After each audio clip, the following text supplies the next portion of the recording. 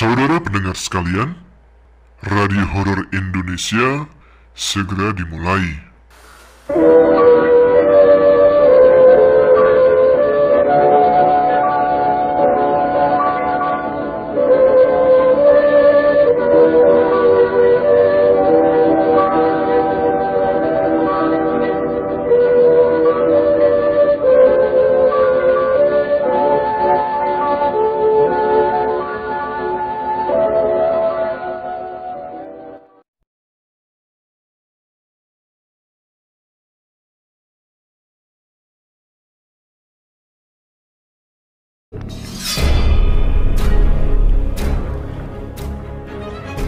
Assalamualaikum warahmatullahi wabarakatuh. Selamat malam. Kembali lagi dengan saya Tama dalam Radio Horor Indonesia. Bagaimana kabar kalian? Semoga selalu diberikan kesehatan dan juga rezeki yang cukup. Seperti biasa, dalam segmen RHI FM ini, saya akan membacakan beberapa kisah-kisah atau pengalaman-pengalaman mistis yang pernah dialami oleh teman-teman subscriber Ada Apa Gerangan. Jadi, langsung saja kita menuju cerita yang pertama. Teman-teman Ada Apa Gerangan, cerita pertama mulai dari sini.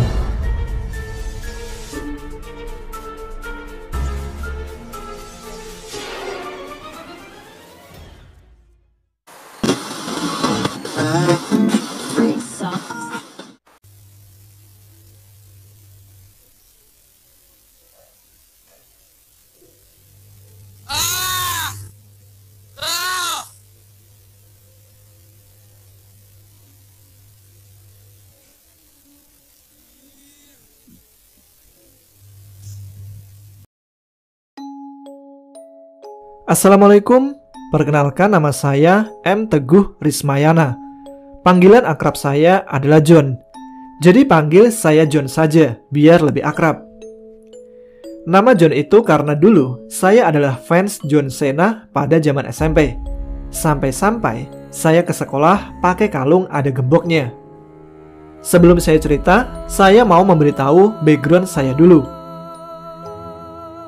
Saya dilahirkan 28 Maret 1993 dan kebetulan saya lahir di keluarga yang tidak takut dengan hantu. Bahkan saya dididik untuk tidak takut hantu sampai sekarang. Ya, walau ada rasa takut sebenarnya, tapi tidak berlebihan. Saya juga pernah bermain jelangkung sendirian pada waktu kelas 6 SD, tapi ternyata tidak ada reaksi. Nah, karena keberanian dan nyali saya itulah, teman-teman berinisiatif membuat tim explore pemburu hantu di aplikasi live streaming di Indonesia. Dan alhamdulillah, tim kami pernah juara 3 pada suatu event di aplikasi tersebut. Pekerjaan saya itu sendiri masuk ke tempat angker mencari eksistensi dan penampakan secara live tanpa settingan. Bahkan, tempat-tempat angker yang pernah Ki Pranalewu explore pernah saya masuki. Seperti Gedung Arsip Cibinong, Villa Widuri Puncak Bogor, Danau Serengseng Jakarta. Dan jujur saja, tidak ada rasa takut yang wow gitu. Tapi, pada saat saya sudah kehabisan tempat untuk saya explore, saya malah mengalami pertama kalinya merasa nyali habis dan keringat sampai bercucuran ketika masuk ke sebuah villa yang ada di Puncak Bogor. Kejadiannya, ketika malam itu, saya jalan memakai motor bersama teman saya. Lalu, kami menemukan sebuah rumah kosong. Sebenarnya tidak terlalu seram bila dilihat sekilas. Tapi, mau bagaimana lagi? Kami sudah kehabisan tempat untuk kami eksplor. Jadi kami memilih villa kosong tersebut. Walaupun di depan villa ada papan peringatan untuk dilarang masuk tanpa izin. Villa tersebut di daerah Jalan Gunung Gelis arah Bukit Pelangi, Kabupaten Bogor. Nama villanya tidak bisa saya sebutkan. Jadi untuk masuk ke dalam villa tersebut, saya harus memanjat pagar yang lumayan tinggi. Tapi itu hal biasa bagi kami. Kami pun masuk tanpa izin. Setelah berhasil melewati pagar villa, kami masuk ke sebuah halaman.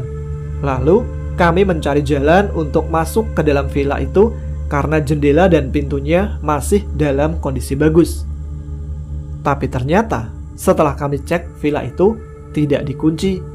Kami lalu masuk dan melihat-lihat dulu kondisi dalam bangunan villa sebelum memulai live. Dan kami kaget karena ternyata villa tersebut memiliki ruang semi bawah tanah yang lumayan luas. Singkat cerita, jam 11 malam saya masuk sendiri ke dalam villa tersebut untuk mulai live. Sedangkan teman saya berada di luar untuk menjaga motor. Jadi, saya masuk untuk explore saya sendiri. Sebelumnya kami melakukan sebuah ritual, yaitu membakar terasi, kemenyan, dan membaca mantra pemanggil yang kami dapat dari guru teman saya. Tapi saya sudah lupa mantranya. Seingat saya begini: Yaumul Zuz, Yaumul Jasad, Yaumul Zakir, bla bla bla, ujungnya pokoknya wujud, gitulah mantranya. Ketika saya masuk, awalnya tidak ada yang aneh, hanya ada suara-suara kecil. Bagi saya, suara-suara seperti itu sudah biasa, dan saya selalu berpikiran positif bahwa suara-suara kecil bisa ditimbulkan oleh binatang yang ada di dalam bangunan tersebut. Sekitar 1 jam berlalu, suara-suara kecil tersebut mulai terdengar semakin keras. Tapi nyali saya masih ada, dan malah mulut saya berkata menantang mereka agar saya dapat penampakan. Sekitar 10 menit kemudian, atau jam setengah 1 malam, saya mulai diteror. Awal eksistensi mereka itu berupa suara orang turun dari tangga, dan itu terdengar jelas sekali. Lalu ada suara orang membuka jendela. Saya mulai merasa terancam di situ. Tapi saya nggak mau mengecewakan penonton saya yang secara live saya tayangkan tanpa rekayasa. Selang 10 menit kemudian, pertama dalam hidup saya melihat meja biliar melayang lalu dibanting ke lantai sampai menimbulkan suara yang keras sekali. Jantung saya berdetak kencang sekali. Nyali yang besar langsung ciut. Aneh tapi nyata. Di situ saya tidak bisa bergerak. Tapi setelah beberapa menit, alhamdulillah saya bisa bergerak kembali. Lalu saya mundur dan menjauh dari meja itu. Saya kemudian menuju dapur dengan posisi kamera masih menyala. Di situ sekitar 1 atau 2 detik, tiba-tiba ada wanita berpakaian putih sedang diam di pojokan dapur. Namun sekejap langsung menghilang. Anehnya setelah itu, ada sebuah kekuatan yang membuat saya terjatuh ke lantai dan tidak bisa bangkit. Pertama dalam hidup saya benar-benar melihat penampakan asli, dan rasanya itu seperti kekuatan saya otomatis habis. Setelah sosok itu hilang, terdengar lagi suara meja biliar dibanting. Saya sudah merasa terancam di situ, dan benar saja, meja biliar tersebut sudah bergeser dan sekarang ada di dekat ruangan dapur. Lalu, walau sekilas, tapi saya melihat jelas ada anak kecil hitam yang sedang loncat-loncat. Otomatis saya lari keluar rumah. Ketika berlari keluar, terdengar suara jendela dibanting-banting jelas sekali. Keringat sudah seperti air hujan. Saya lalu menemui teman saya dan menceritakan semua kejadian yang ada di dalam. Teman saya pun kemudian penasaran dan ingin masuk ke dalam rumah tersebut. Walaupun sudah saya larang, tapi dia nekat dan melanjutkan live. Ketika dia masuk, saya memantau memakai HP yang satunya agar saya bisa melihat bagaimana keadaan teman saya di sana. Tidak lama, saya masih melihat dia berada di depan pintu villa. Lalu dia pun masuk. Awalnya biasa aja, tapi setelah dia masuk, tiba-tiba koneksi terputus dan live kami tiba-tiba berhenti. Saya pikir kami kehabisan kuota atau sinyalnya jelek. Tapi saya menjadi khawatir karena teman saya tidak keluar-keluar dari villa tersebut. Lalu saya memutuskan untuk menyusul masuk. Ketika saya masuk, betapa kagetnya saya melihat teman saya pingsan di dekat tangga. Saya membawa dia keluar villa dan saya coba menyadarkannya. Ketika dia sadar, ternyata dia pingsan pun tidak ingat. saya sudah merasa dalam bahaya bila terus berada di dalam villa ini. Lalu kami buru-buru memanjat pagar dan bergegas pergi. Dan ketika kami menengok ke arah villa tersebut, betapa kagetnya kami melihat ada banyak penampakan. Ada sosok-sosok yang banyak sekali muncul di jendela dan pintu villa tersebut. Lalu terdengar bantingan yang sangat keras. Setelah kejadian itu, teman saya sakit selama seminggu. Bahkan 2 hari pertama teman saya sakit, dia sering melamun dan selalu tidak nyambung kalau diajak ngobrol. Sedikit banyaknya orang tua teman saya menyalahkan saya. Tapi syukurnya dia sekarang sudah normal. Cuman kalau dia melewati villa tersebut masih ada trauma. Demikian pengalaman saya. Oh iya, saya mau nitip salam untuk anak saya yang bernama Afifah Hunafa Az-Zahra. Bapak akan selalu sayang kamu. Kelak nanti kalau kamu dewasa, kamu akan melampaui kemampuan bapakmu ini. Dan semua yang bapak perjuangkan kelak akan menjadi milikmu. Sekian dari saya, terima kasih banyak. Assalamualaikum warahmatullahi wabarakatuh.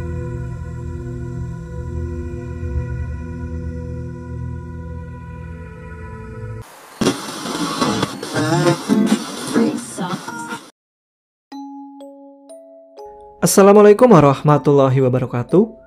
Kali ini saya mau menceritakan salah satu pengalaman horor saya setelah meninggalnya ibu saya karena kecelakaan.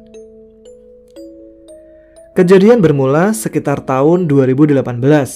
Untuk tanggalnya saya lupa. Waktu itu saya masih sekolah dan duduk di kelas 1 SMK di salah satu sekolah swasta yang ada di daerah Bekasi Timur. Hari-hari berjalan seperti biasa. Sampai di hari Minggu semuanya berubah. Pada saat hari Minggu dan saya juga emang lagi libur sekolah, di pagi itu saya masih tidur. Lalu ibu saya pun membangunkan saya. Waktu itu saya disuruh membawa motor saya ke bengkel karena memang motor saya waktu itu rusak. Cuman karena saya masih mengantuk, jadi saya bilang ke ibu saya, "Nanti aja lah mah, masih pagi. Nanti siang aku bawa ke bengkel. Taruh aja uangnya di atas TV." Dengan nada yang sedikit keras, saya menjawab seperti itu. Saya sempat melihat wajah ibu saya sebentar sekali dan masih samar-samar karena memang posisi saya masih mengantuk. Sedikit cerita dari saya. Saya ini dulu termasuk anak yang memang suka melawan sama orang tua dan galak sama adik-adik saya. Oh iya, saya juga punya 2 adik dan dua-duanya perempuan. Kembali ke cerita. Karena memang posisi saya waktu itu masih mengantuk, jadi saya langsung tidur lagi. Sekitar jam 12 siang, tiba-tiba teman ibu saya datang ke rumah saya dan membangunkan saya. Dia bilang kalau ibu saya mengalami kecelakaan dan sekarang sedang berada di rumah sakit. Cuman teman ibu saya ini tidak bilang kalau sebenarnya ibu saya sudah meninggal di tempat kejadian. Mungkin agar saya tidak panik kali ya. Saya mengira bahwa ibu saya cuman kecelakaan biasa. Akhirnya saya menelpon ibu saya, mau menanyakan di mana rumah sakitnya. Cuman ketika saya menelpon, yang mengangkat bukan ibu saya, tetapi seorang laki-laki. Dan ternyata laki-laki itu adalah polisi. Sumpah, di sini saya tidak punya pikiran sama sekali kalau ibu saya itu meninggal. Pak polisi malah menyuruh saya untuk ke pos polisi. Setelah selesai telepon, saya pun langsung ke pos polisi yang terletak di daerah Teluk Buyung, dekat Sumarekon, Bekasi. Ketika saya sampai, saya langsung berhadapan dengan polisi. Polisi tersebut seperti mau memberitahukan suatu kabar, tapi kayak agak berat buat mengucapkan. Terus saya bertanya, "Ibu saya ada di mana, Pak?" Pak polisi pun langsung jawab, "Kamu yang sabar ya, Dek." Sumpah, ketika Pak polisi bilang begitu, jantung saya langsung berdetak kencang banget. Dan polisi itu pun bilang kalau ibu saya sudah meninggal ketika kecelakaan. Setelah saya mendengar pernyataan dari bapak polisi itu, seketika kaki saya nggak bisa buat menahan badan saya lagi dan langsung terduduk lemas lalu menangis. Saya tidak diperbolehkan ke rumah sakit karena takut saya akan syok melihat kondisi ibu saya. Akhirnya saya diantarkan pulang oleh bapak polisi tersebut.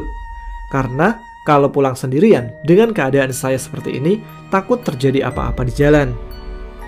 Singkat cerita, saya telah sampai di rumah dan ambulan pun datang di rumah saya sekitar jam 7 malam. Dan di malam itu juga, jenazah ibu saya langsung diantarkan ke kampung halaman yang letaknya di daerah Banjarnegara. Setelah sampai di kampung halaman, sekitar jam 4 pagi, seluruh saudara saya menangis menyambut jenazah ibu saya. Dan ketika saya melihat wajah adik saya, sumpah sedih banget karena anak sekecil ini harus hidup tanpa seorang ibu. Dan karena kejadian ini juga, sifat saya menjadi berubah. Yang tadinya saya galak kepada adik saya, sekarang untuk memarahinya pun tidak tega. Cerita berlanjut saat malam pertama ibu saya meninggal. Seperti layaknya orang meninggal, di rumah saya melakukan acara tahlilan. Lalu teror dimulai dari malam itu. Ketika acara tahlilan sudah selesai dan kerabat dekat juga sudah pulang, saya pun tertidur.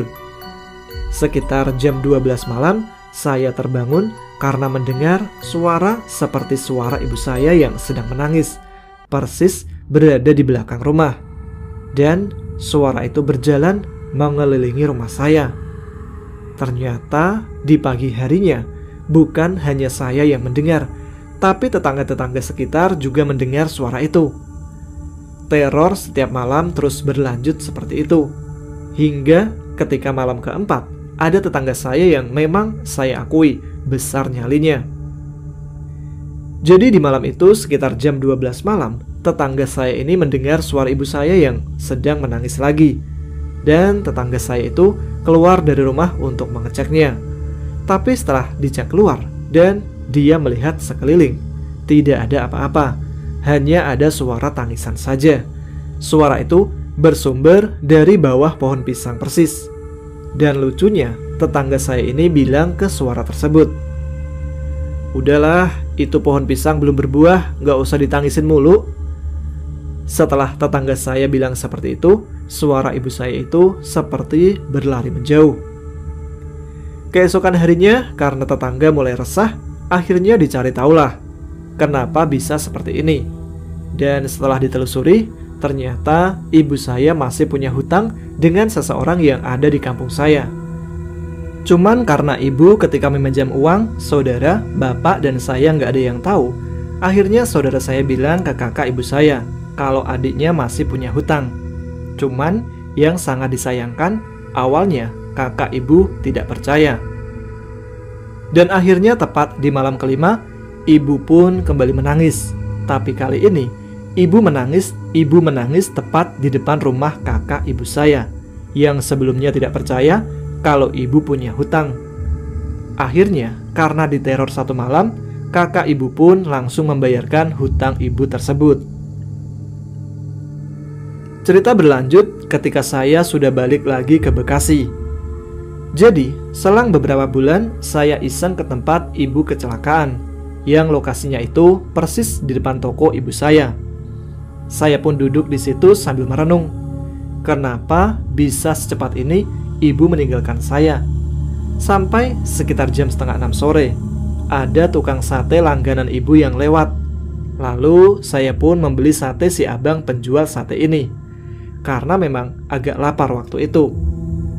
Saya bilang ke abang tukang satenya, "Bang, beli satenya 10 tusuk, sama lontongnya 2 ya bang." Lalu abang sate menjawab, "Oh iya siap. Sendirian aja dek, mamanya tumben gak ada. Biasanya duduk terus di pinggir toko sambil ngeliatin saya kalau saya lewat sini." Seketika saya kaget mendengar abang ini ngomong. Terus saya iseng menjawab, "Mama saya beli sate abang gak?" Si abang pun menjawab lagi, "Enggak dek, tiap saya lewat udah gak pernah beli lagi, gak kayak dulu. Biasanya kalau saya lewat pasti mama kamu beli."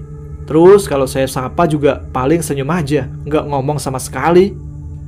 Setelah abang sate menjelaskan seperti itu, saya pun menjawab, "Mau tahu nggak bang? Mama saya itu udah meninggal 3 bulan yang lalu." Seketika, si abang penjual sate mengucap istighfar dan terkejut, dan langsung memberikan sate yang sudah matang tadi kepada saya. Selang beberapa hari ini, si abang sate itu sudah jarang lewat di depan toko mama saya lagi. Gak tahu deh, mungkin takut kali ya. Cerita berlanjut ketika saya berada di rumah. Kejadian ini sudah lama setelah meninggalnya ibu, tepatnya di Bekasi. Waktu itu adik saya bercerita, "Mama semalam datang ngelonin aku, jadinya aku gak nangis lagi. Mama cantik, pakai baju putih semua." Mendengar itu, seketika aku bengong. Mungkin itu saja cerita mistis dari saya. Dan sampai sekarang sudah tidak ada lagi gangguan-gangguan dari jin tersebut. Karena saya yakin ibu saya sudah tenang di alamnya. Dan yang suka menampakkan diri itu hanya jin yang menyerupai ibu saya. Pesan dari saya, sayangilah orang tuamu. Berbaktilah kepada orang tuamu selama orang tuamu masih ada di bumi. Karena kematian itu nggak ada yang tahu. Sekian dan terima kasih.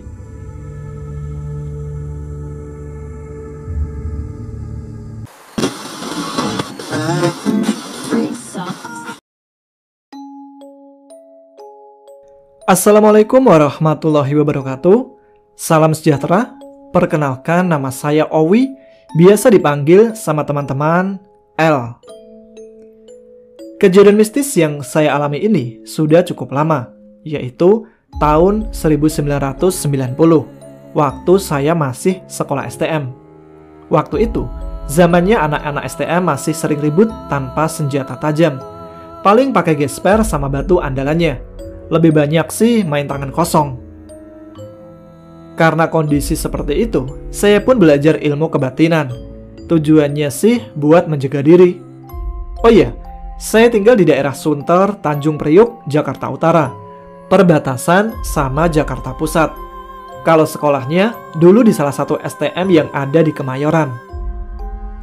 Awal belajar ilmu kebatinan, saya cuma disuruh membaca wiridan yang dikasih oleh guru. Biasa saya memanggilnya engkong. Saya belajar di daerah Ancol. Lumayan jauh dah. Dari rumah saya itu ngelewatin Danau Podomoro. Daerahnya nggak sepi sih, boleh dibilang daerah padat penduduk lah. Setiap malam Senin dan Jumat wajib hadir secara rutin. Seperti biasa, kalau saya datang dari sore, ngobrol-ngobrol dulu sama kakak seperguruan. Lanjut, saya tidur di musola sekitar jam 10 malam. Karena jam 12 malam harus bangun untuk membaca-baca wirid sampai mau subuh. Letak musolanya itu sendiri ada di belakang rumah guru. Dan waktu itu, yang tidur di musola cuman saya aja, yang lainnya nggak ada. Nggak tahu kenapa tuh.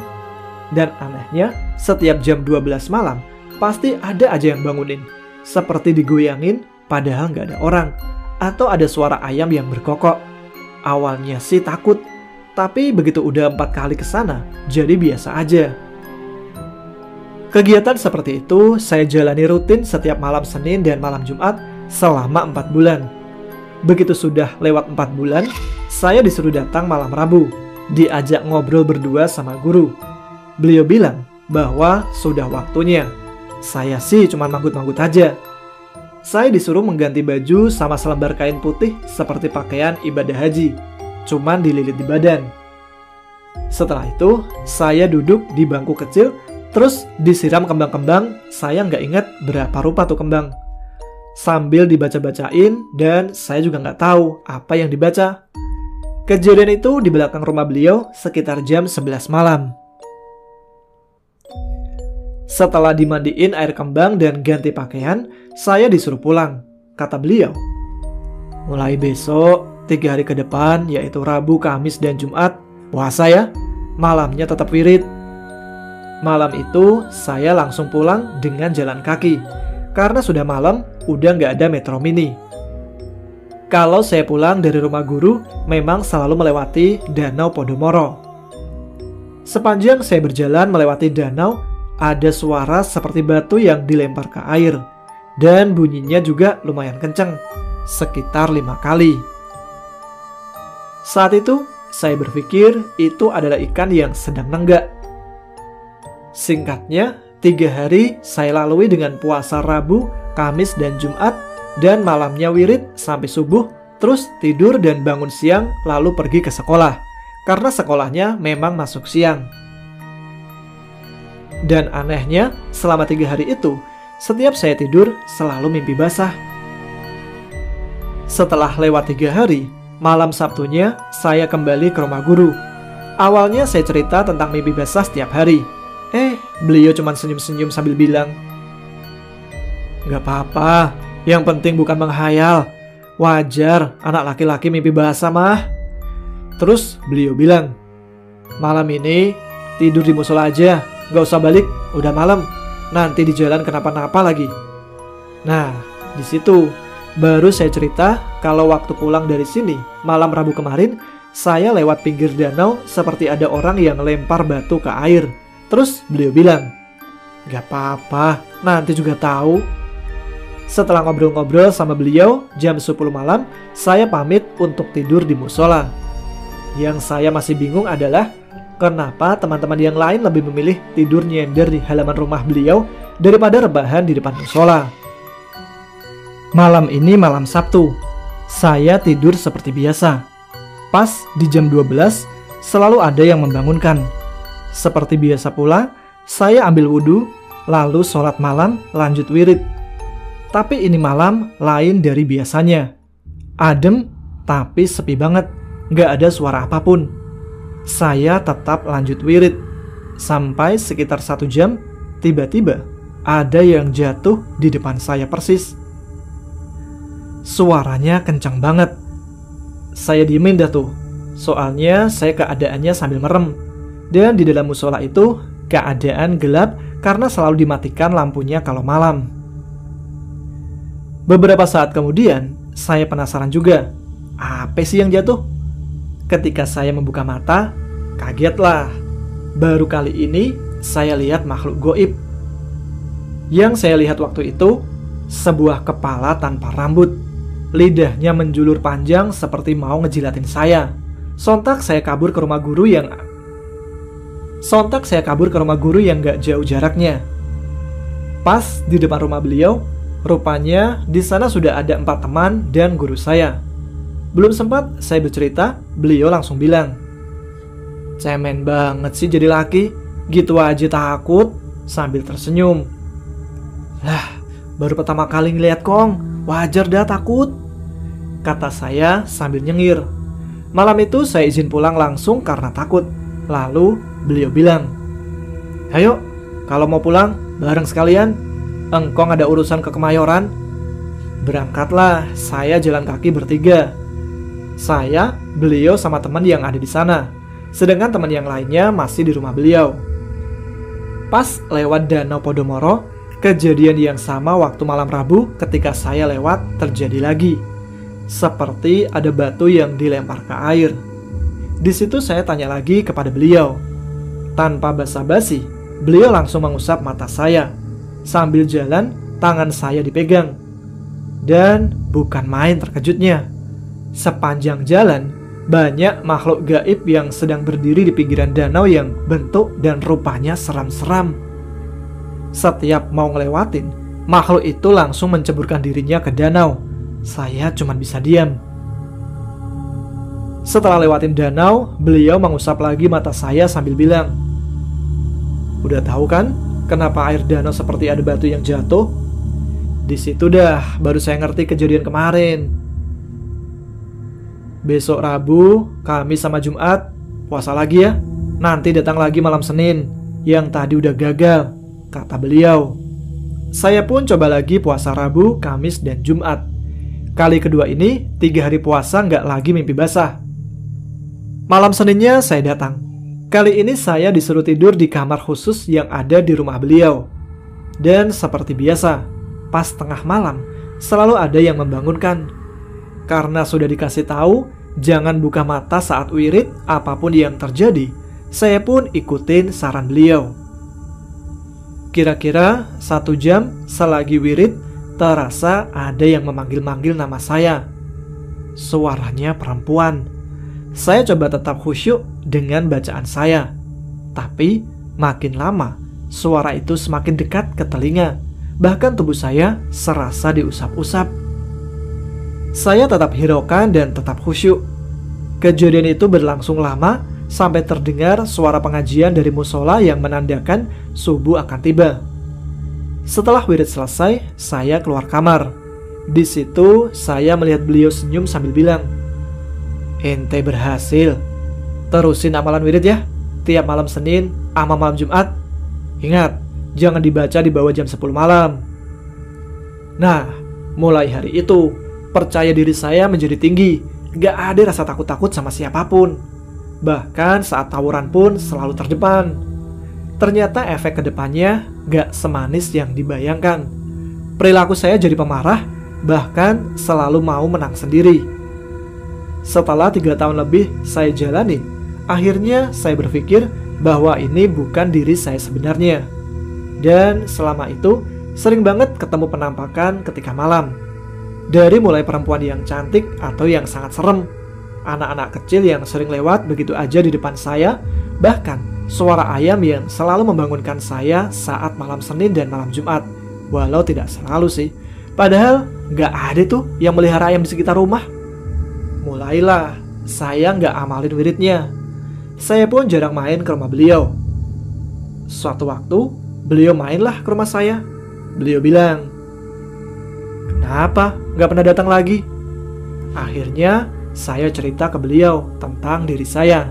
Dan beliau pun mengerti sambil bilang, "Besok-besok kalau tiap malam ada yang mijitin kaki lagi tidur, diem aja ya." Dan benar, hampir setiap malam selama seminggu, kaki saya seperti dipijit sama anak kecil. Dan saya baru tahu kalau itu salah satu cara mengambil apa yang sudah saya dapat dari beliau. Setelah itu, saya merasa kembali seperti dulu.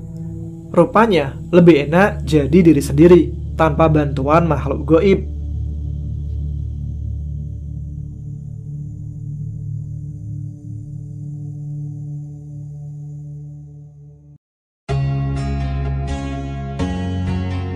Sekian siaran Radio Horor Indonesia kali ini. Saya Tama akan kembali hadir dalam episode selanjutnya. Terima kasih kepada teman-teman yang telah mengirimkan pengalaman-pengalaman mistisnya. Tetap semangat, jaga kesehatan, selamat malam, selamat beristirahat. Wassalamualaikum warahmatullahi wabarakatuh.